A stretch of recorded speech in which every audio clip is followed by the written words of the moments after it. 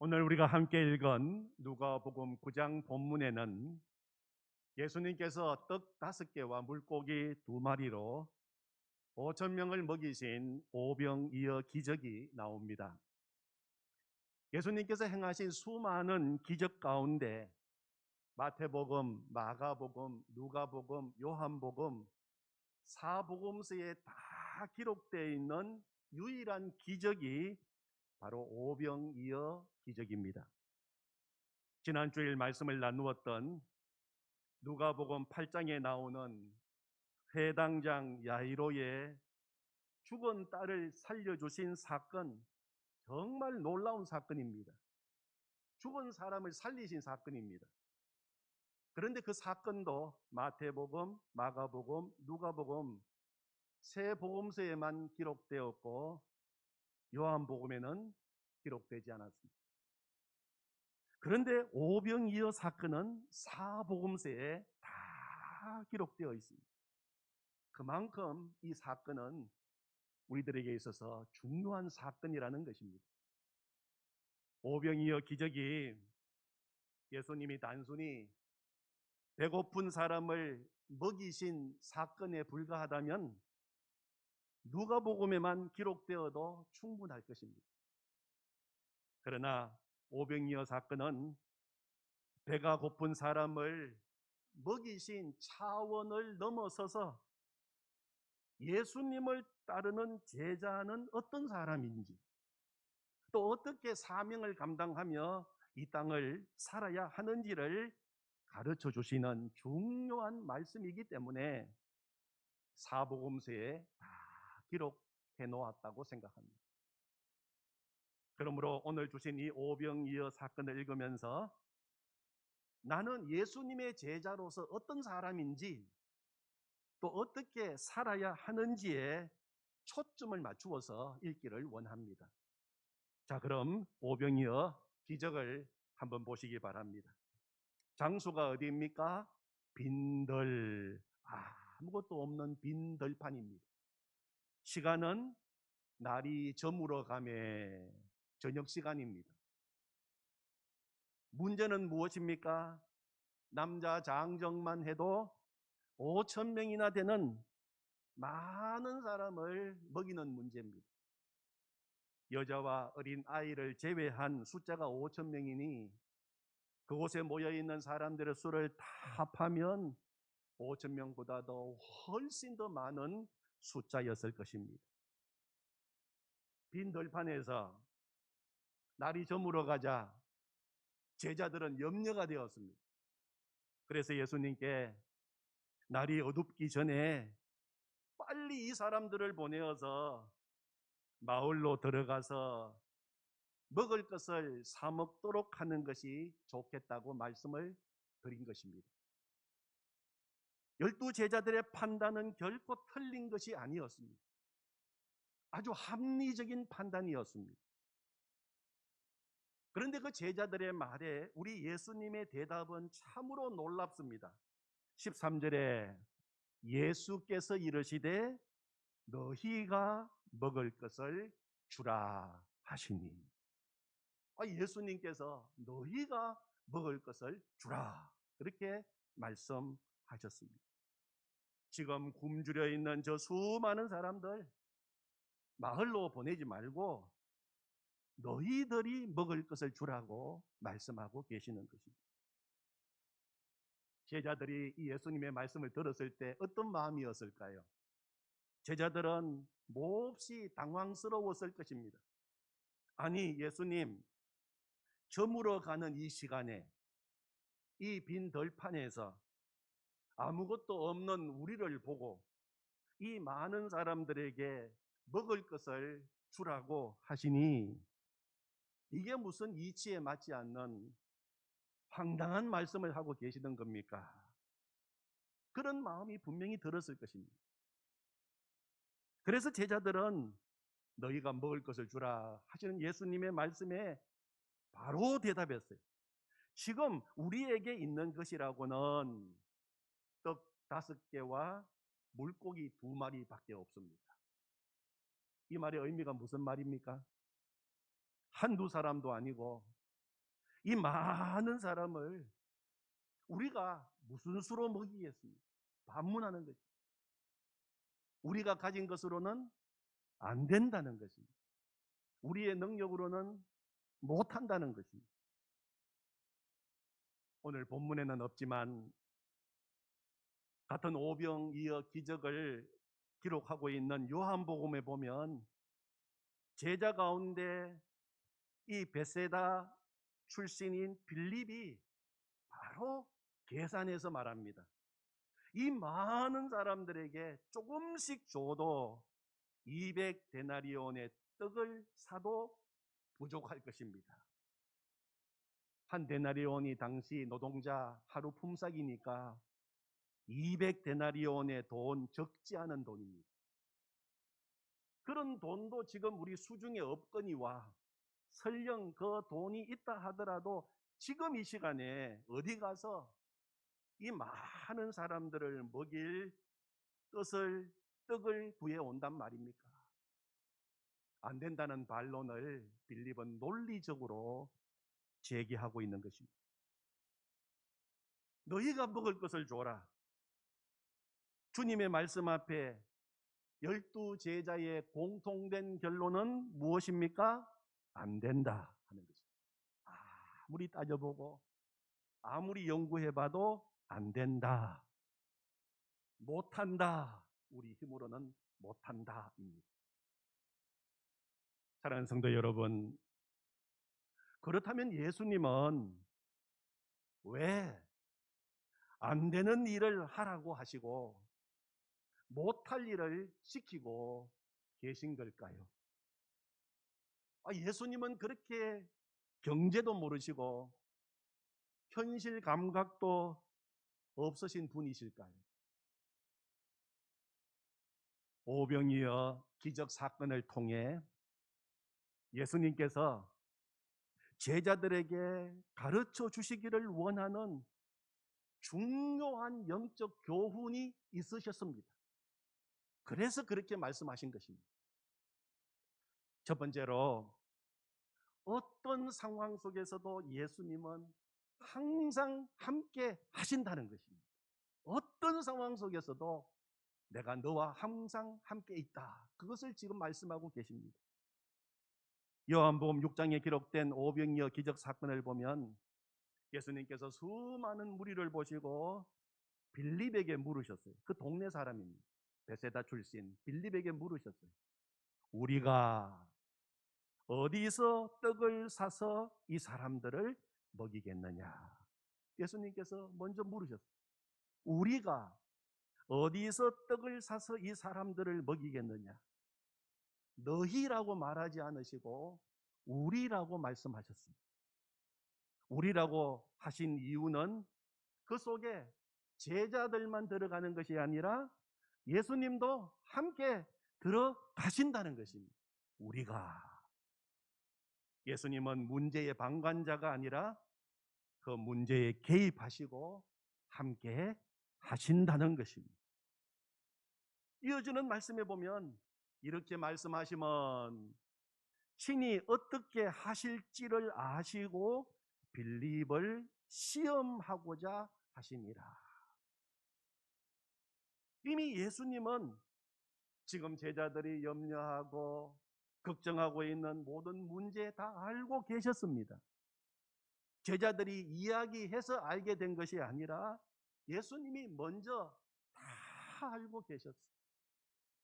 알고 계실 뿐만 아니라 어떻게 이 문제를 해결하실지 그 문제 해결 방법까지도 다 알고 준비하고 계셨다는 것입니다. 사랑하는 성도 여러분, 오늘도 우리와 함께 계시는 예수님은 우리의 모든 문제를 이미 다 알고 계심을 믿으십니까? 아멘. 알고 계실 뿐만 아니라 그 문제의 해답까지도 다 준비하고 계심을 믿으십니까? 아멘. 예수님은 우리 인생의 모든 문제의 해답이십니다. 예수님이 함께 하십니다.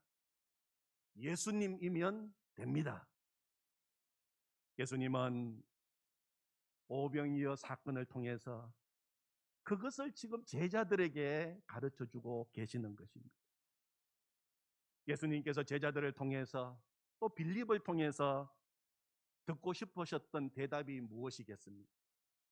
예수님, 예수님이 우리와 함께 계십니다. 능치 못하신 예수님이 함께 계시기 때문에 걱정 없습니다. 염려 없습니다. 이 문제 어렵고 복잡하고 우리 힘으로는, 우리 능력으로는 안 되는 일이지만 주님이 계시지 않습니까? 주님이 역사하시면 얼마든지 해결될 줄로 믿습니다. 주님, 어떻게 하시렵니까? 주님, 기대가 됩니다. 주님, 하시옵소서. 예수님은 지금 이 대답을 듣기를 원하고 계시는 겁니다.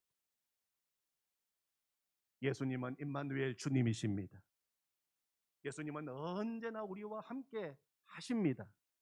빈들에도 함께 하시고 저물어가는 그 어두운 시간에도 함께 하시고 복잡한 문제로 어떻게 할지 몰라서 우리가 고민하고 있을 때에도 예수님은 우리와 함께 하십니다.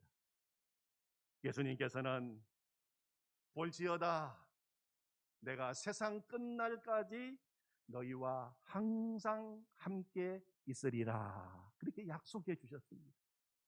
세상 끝날까지 너희와 항상 함께 있겠다. 세상 끝날, 시간적으로 보면 이 세상 끝날까지지요. 그러나 상황적으로 보면 우리가 인생의 막다른 골목에 다다랐을 때 희망이 보이지 않고 답답하고 눈물 나고 너무 힘들 때 모든 것이 끝났다고 생각될 때 그때도 주님은 항상 함께 계시겠다는 것입니다. 우리는 어떤 상황 속에서도 임마누엘 예수님이 나와 함께 계심을 믿는 임마누엘 믿음을 가져야 합니다. 우리가 있는 모든 자리, 주님을 믿고 우리가 있는 모든 자리는 주님이 함께 하시는 자리입니다. 임마누엘 은혜의 자리인 줄로 믿습니다. 우리가 예수님을 믿는다는 것은 임마누엘 주님이 항상 나와 함께 하심을 믿는 것입니다. 그것이 예수님 믿는 것입니다. 이번 달 생명의 삶, 이 사물호 첫 페이지를 넘기면 제가 쓴 칼럼이 있는데 좀 읽어드리도록 하겠습니다. 우리 인생 가운데 일어나는 가장 놀라운 일은 예수님을 믿는 일입니다. 예수님을 믿는 것은 단순히 제사함 받는 정도가 아닙니다. 예수님과 함께 죽고 예수님과 함께 살고 예수님과 함께 하나님 보좌 우편까지 오르게 되어 왕노릇하게 되는 것입니다. 우리의 신분이 변하게 되는 것입니다. 예수님을 믿으면 신분 변화와 함께 내 인생의 주인이 바뀌게 됩니다. 예수님이 내 마음의 손님이 아니라 주인으로 찾아오시는 것입니다. 에베소서 3장 17절 믿음으로 말미암아 그리스도께서 너희 마음에 계시게 하시옵고 예수님이 내 마음에 오셔서 주인 되시면 내 예수님의 이름으로 내 인생의 문패가 바뀌게 됩니다. 집은 수리 정도가 아니라 완전히 새로 지어지게 됩니다. 새 사람, 새 인생, 새로운 피조물이 되는 것입니다. 예수님이 내 인생의 주인이라는 말은 이제부터 예수님과 동행하는 삶을 살게 되었다는 것입니다. 이 아름다운 삶을 매일매일 예수님과 행복한 동행의 축복을 마음껏 누리십시오. 아멘.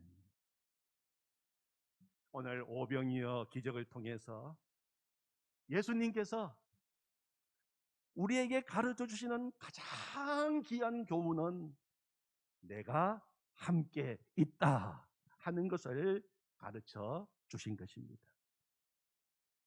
두 번째로 나와 함께 하시는 예수님을 바라보셨다면 이제 두 번째는 예수님이 보시는 눈으로 나를 바라보아야 한다는 것입니다. 예수님이 보시는 눈으로 나를 바라보아야 합니다. 우리가 오늘 오병이어 기적을 통해서 보리떡 5개와 물고기 2마리로 5천 명을 먹이셨다는 것도 정말 놀라운 일이죠. 놀라운 기적입니다. 그런데 여러분, 더 놀라운 것은 예수님이 제자들을 바라보시는 관점입니다. 나를 바라보는 관점이 바뀌면 세상이 다르게 보입니다. 그게 진짜 기적이에요. 나를 바라보는 관점이 변화되어야 됩니다. 예수님이 보시는 눈으로 나를 바라볼 수 있는 눈이 열리는 것이 기적 중에 진짜 기적이에요. 거기에서부터 인생의 모든 일이 다 새롭게 시작되기 때문입니다. 오늘 말씀을 보면 제자들이 자신들을 보는 관점과 예수님이 제자들을 보는 관점이 달라도 너무 다르다는 것을 느끼게 됩니다. 예수님이 너희가 먹을 것을 주라 했을 때 제자들이 본 자신의 모습은 어떤 모습입니까? 부족한 나, 안 되는 나, 못하는 나, 능력 없는 나, 어림도 없는 나 자신만 바라보았어요. 그래서 안 된다고 했습니다. 그래서 못한다고 불가능하다고 한 것입니다. 자신을 바라보는 관점에서 나온 대답. 그러나 예수님이 제자들을 바라볼 때 제자들에게는 얼마든지 그럴 능력이 있다고 보고 계시는 것입니다. 너희들은 5천 명도 얼마든지 먹일 수 있고 수만 명도 먹일 수 있는 사람들이다. 그렇게 말하고 있는 것입니다. 제자들이 자신들을 보고 평가한 것이 맞습니까? 예수님이 제자들을 보고 평가한 것이 맞습니다. 지금 제자들에게 있는 이 보리떡 5개, 물고기 2마리는 어쩌면 제자들의 지금 모습을 그대로 나타내는 것이라고 말할 수가 있어요. 12 제자들의 출신 배경과 그들의 능력을 보면 정말 아무것도 아닙니다. 내세울 것도 하나도 없는 사람들입니다. 보잘것없고 볼품없고 세상에서는 아무것도 아니고 능력도 없고 아주 미비한 존재들입니다. 그런데 그들을 예수님이 부르신 것입니다. 예수님이 그들을 택하여 주신 것입니다. 주님이 택하시고 제자 삼으셔서 세상을 먹이고 살리는 사람으로 삼겠다는 것입니다. 주님은 지금 제자들에게 아무것도 아니라고 하고 보잘것없다고 말하고 있는 그 떡 5개와 물고기를 내게로 가지고 오라고 하십니다. 그것을 주님께 가지고 갔더니 그 보잘것없는 것이 주님 손에 올려지고 주님이 붙잡아 주실 때 수많은 사람들을 먹이고도 남는 생명의 떡으로 변하게 된 것입니다. 중요한 것은 지금 이게 보잘것 있느냐 없느냐, 이게 가치가 있느냐 없느냐, 그게 아니라 주님의 손에 올려드리는 것입니다. 주님의 손에 붙잡히는 것입니다. 주님이 붙들어 주시면 그때부터 주님의 능력이 나의 능력이 되고, 부요하신 주님이 붙잡아 주시면 주님의 부요함이 나의 부요함이 되고, 강하신 주님이 붙잡아 주시면 주님의 강함이 나의 강함이 되고, 지혜로우신 주님이 붙들어 주시면 주님의 지혜가 나의 지혜가 되는 것입니다. 내게 능력 주시는 예수님 안에서 모든 것이 가능해지는 것입니다. 중요한 것은 주님 손에 붙잡히게 되는 것입니다. 주님이 보시는 눈으로 내 자신을 보는 눈이 열리기를 원합니다. 그것이 내 인생 가운데 일어나야 할 진짜 기적입니다. 진짜 기적. 예수님이 보시는 모습이 내 진짜 모습입니다. 내 원래 모습입니다. 하나님이 만드신 원형입니다. 주님 손에 붙잡힌 나의 모습이 진짜 내 모습입니다. 지난 한 주간 동안 뉴스타트 신방을 했습니다. 코로나가 오기 전에는 매년 새학년 시학기가 시작되는 3월을 앞두고 우리 교회에서는 교회학교 특별 새벽 기도회를 했습니다. 그리고 우리 아이들을 이 강대상 위에 다 불러서 여기에서 한 사람 한 사람 축복하는 시간을 가졌습니다. 그런데 코로나로 인해서 모일 수 없는 형편 속에서 어떻게 하면 좋을까 기도하는 가운데 현관 신방을 하면 좋겠다는 마음을 주셨습니다. 초등학교 1학년 들어가고 중학교, 고등학교 이제 입학하는 그런 자녀들이 있는 가정을 중심으로 해서 교회에서 준비한 선물도 전달하고 또 책상 앞에 놓을 수 있는 예쁜 성구가 적혀 있는 말씀 액자를 선물로 준비해서 그리고 현관에서 아이와 부모님들을 만나서 그 말씀을 같이 읽고 그 말씀을 설명해 주고 그리고 그 말씀을 붙들고 함께 축복 기도하는 시간을 지금 가지고 있습니다. 그 중에 한 말씀이 빌립보서 4장 13절 말씀이었어요. 그래서 아이들에게 그 액자를 보여주고 같이 한번 읽어보자고 이야기했습니다. 내게 능력 주시는 자, 내게 능력 주시는 예수님 안에서 내가 모든 것을 할 수 있느니라. 아멘.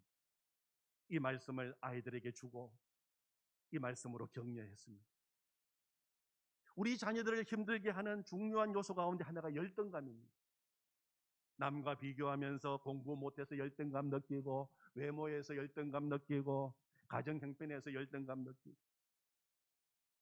지금 우리 자녀들에게 필요한 것은 나는 부족하고 연약하지만 예수님 안에서 예수님이 나와 함께 하시면 모든 것을 할 수 있다는 믿음의 담력과 용기가 필요합니다. 그래서 아이들에게 내게 능력 주시는 자 안에서 내가 모든 것을 할 수 있느니라 이 말씀으로 격려하고 축복 기도를 해 주었습니다. 사랑하는 성도 여러분, 우리 주님은 누구라도 쓰실 수 있습니다. 우리 주님이 능력의 주님이시기 때문입니다. 보리떡 5개, 물고기 2마리가 주님 손에 붙잡힐 때 5,000명도 넉넉히 먹이고 12바구니가 남는 생명의 떡이 된 것처럼 부족하고 연약하지만 우리가 주님 손에 붙잡히기만 하면 주님은 우리를 들어서 풍성한 생명의 역사를 일으켜 주실 줄로 믿습니다. 제자들에게 말씀하신 주님께서 이제는 제자들로 하여금 나누어 주게 하십니다. 오늘 요절 16절 17절을 보시면 예수께서 떡 5개와 물고기 2마리를 가지사 하늘을 우러러 축사하시고 떼어 제자들에게 주어 무리들에게 나누어 주게 하시니 먹고 다 배불렀더라. 그 남은 조각을 12바구니에 거두니라. 너희가 먹을 것을 주어라. 그리고 예수님께서 축사하시고 그 귀한 것들을 제자들로 하여금 나누게 하십니다. 제자들은 나누는 사람, 생명 살리는 사람입니다. 오늘 주님께서 이렇게 우리를 쓰시기를 원하십니다. 주님 보시는 눈으로 우리 자신들을 바라보기를 원합니다. 마지막 3번째, 오늘 말씀을 통해서 주시는 또 중요한 한 가지 교훈이 있습니다. 지금 내게 있는 것을 주님은 기적의 통로로 사용하신다는 것입니다. 지금 내게 있는 것을 기적의 도구로 사용하십니다. 예수님께서는 지금 제자들의 수중에 있는 것으로 기적을 일으키십니다. 떡 5개와 물고기 2마리로 기적의 재료를 삼으셨어요. 주님은 우리에게 없는 것이 아니라 지금 우리에게 있는 것, 비록 그것이 작고 보잘것없고 연약해 보일지라도 그것을 기적의 통로로 삼으신다는 것입니다. 우리가 지금 수요일 날 출애굽기 공부를 하고 있습니다. 출애굽기 말씀에 보면 하나님께서 모세를 부르시고 민족을 해방시키는 사명을 맡기실 때 모세에게 물으신 질문이 있습니다. 그 질문이 바로 내 손에 있는 것이 무엇이냐? 그렇게 모세에게 질문하셨습니다. 모세의 손에는 지팡이가 쥐어져 있었습니다. 보잘것없는 나무로 만든 지팡이였습니다. 모세가 지난 40년 동안 미디안 광야를 지나면서 양떼를 칠 때 늘 손에 들고 다니던 아주 평범한 지팡이. 그런데 하나님은 모세를 선택하시고 모세의 손에 있는 그 지팡이를 하나님의 지팡이가 되게 해 주셨던 것입니다. 출애굽기 4장 20절에 보면 모세가 애굽으로 돌아가는데 하나님의 지팡이를 손에 잡았더라, 그렇게 기록되어 있습니다. 그 하나님의 지팡이로 나일강을 치자 강물이 피로 변했습니다. 홍해 앞에서 그 지팡이를 내밀자 홍해가 갈라지고 길이 생기게 되었습니다. 광야에서 물이 없을 때 그 지팡이로 반석을 치자 생수가 터져 나오는 기적을 일으키게 된 것입니다. 하나님께서 모세에게 특별히 제작한 금으로 된 지팡이를 주신 거 아닙니다. 모세를 택하셔서 사명 주시고 늘 그동안 모세가 손에 쥐고 있던 그 나무 지팡이를 사용하셔서 능력을 행하도록 하신 것입니다. 중요한 것은 내가 주님 손에 붙잡히면, 내 인생을 주님 앞에 맡기고 내놓으면 주님은 내게 있는 그것을 기적의 통로로 얼마든지 삼으신다는 것입니다. 주님은 오늘 우리에게도 동일한 질문을 하십니다. 내 손에 있는 것이 무엇이냐? 내 손에 있는 것이 무엇이냐? 우리는 이것도 없고 저것도 없고 이것도 안 되고 저것도 안 되고 없는 것, 안 되는 것 쳐다보면서 불평하고 낙심하기 쉽습니다. 그렇게 또 살아왔습니다. 그러나 주님께서는 지금 너의 손에 있는 것이 무엇이냐? 네가 지금도 할 수 있는 것이 무엇이냐? 그것을 믿음의 눈으로 바라보라고 말씀하고 계시는 것입니다. 우리 주님은 그것으로 얼마든지 역사하실 수 있는 능력의 주님이신 것을 믿으시기를 바랍니다. 오늘 말씀을 마치기 전에 꼭 드리고 싶은 한 가지 말씀이 있습니다. 사도행전 3장에 보면 베드로와 요한이 기도하러 성전에 올라갔습니다. 그 성전에 올라가다가 성전 그 문 앞에 앉아서 구걸하는 한 사람을 보았습니다. 그는 태어나서 한 번도 걸어본 적이 없는 불쌍한 사람이었습니다. 장애인이었습니다. 그날도 베드로와 요한에게 한 푼 달라고 손을 내밀면서 구걸하고 있었습니다. 그때 베드로가 그 사람을 바라보면서 이렇게 말했습니다. 은과 금은 내게 없거니와 내게 있는 이것을 네게 주노니 나사렛 예수 그리스도의 이름으로 일어나 걸어라. 그리고 손을 내밀어 그를 일으켰을 때에 그가 벌떡 일어나게 된 것입니다. 나사렛 예수 그리스도, 그 베드로 안에 계시는 예수 그리스도의 이름, 예수 그리스도의 능력이 그 사람을 일으킨 것입니다. 그는 일어나서 걷기도 하고 뛰기도 하며 평생 처음 성전으로 들어가서 하나님을 찬양하는 놀라운 역사를 경험하게 된 것입니다. 그 본문이 우리에게 가르쳐주는 놀라운 비밀이 무엇입니까? 예수님을 믿는 우리에게는, 예수님을 믿는 나에게는 예수님이 지금 내 안에 계신다는 것입니다. 금과 은 없어도 괜찮습니다. 우리 안에 가장 귀한 보배이신 예수님이 계시기 때문입니다. 떡 5개와 물고기 2마리로 5,000명도 능히 먹이시는 능력의 주님이 나와 함께 계시기 때문입니다. 그것이 가장 놀라운 비밀인 것입니다. 나와 함께 하시는 예수님과 함께 날마다 이 시대의 오병이어의 기적을 새롭게 쓰시는 기적의 주인공들이 다 되시기를 축원합니다. 아멘. 하나님 아버지 감사합니다. 주님, 오늘 오병이어 기적을 통하여서 주님이 우리에게 들려주고 싶은 교훈은 내가 너와 함께 한다고 말씀해 주시니 감사합니다. 외로운 빈들에 우리가 있어도, 날이 이미 저물어가는 인생의 어두운 시절을 만나도, 너무 복잡하고 힘들어서 이 문제 어떻게 풀어야 할지 도저히 앞길이 보이지 않는 그 문제 속에서 걱정하고 있을 때에도 주님은 여전히 우리와 함께 하신다고 약속해 주시니 감사합니다. 그 주님을 바라볼 수 있는 눈이 이 시간 활짝 열리게 하여 주시옵소서. 그것이 오병이어의 기적입니다.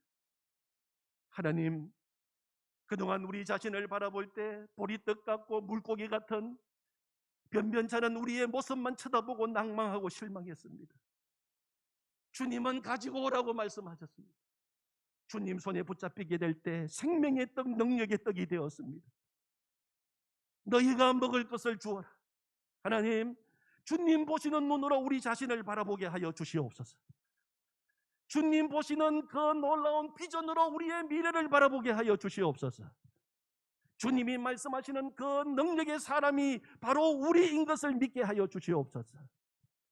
주님, 이제 주님께 내 모든 것을 다 맡깁니다. 주님 사용하시옵소서. 주님 써 주시옵소서. 놀라운 오병이어의 기적이 우리 인생 가운데 날마다 일어나게 하여 주시옵소서. 우리 자녀들의 삶 가운데 오병이어의 기적이 날마다 새롭게 기록되게 하여 주시옵소서.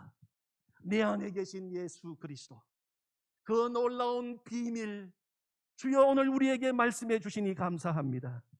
예수님의 이름으로 기도하옵나이다. 아멘.